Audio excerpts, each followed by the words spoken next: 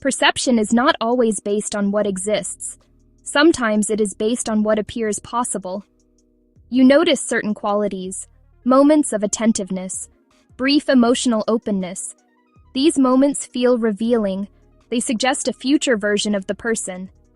The mind connects fragments into a narrative. Isolated behaviors become indicators.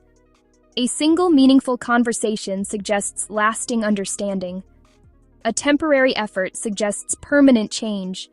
Possibility begins to outweigh consistency. You begin responding not only to the present interaction, but to an anticipated one. You imagine how communication could stabilize, how distance could resolve, how the interaction could become reliable. The relationship becomes partly real and partly projected. Projection increases investment. You are not only maintaining what exists, you are protecting what might exist. Future expectation becomes emotionally active in the present. Inconsistency strengthens projection. When behavior alternates, clarity is absent. Without clarity, interpretation fills the space. You assign intention to partial signals. Potential becomes explanation. Effort reinforces belief. The more attention you give, the more meaningful the outcome feels. If you adjust correctly, you believe stability will follow. Your behavior appears to influence future possibility. Hope organizes perception. Positive moments are treated as evidence. Negative ones are treated as temporary obstacles. The narrative remains intact because it exists in the future. The present cannot disprove it completely. You may notice contradictions, statements that conflict, patterns that repeat. Yet projection persists because it resolves uncertainty. Believing improvement is coming is easier than accepting unpredictability is stable.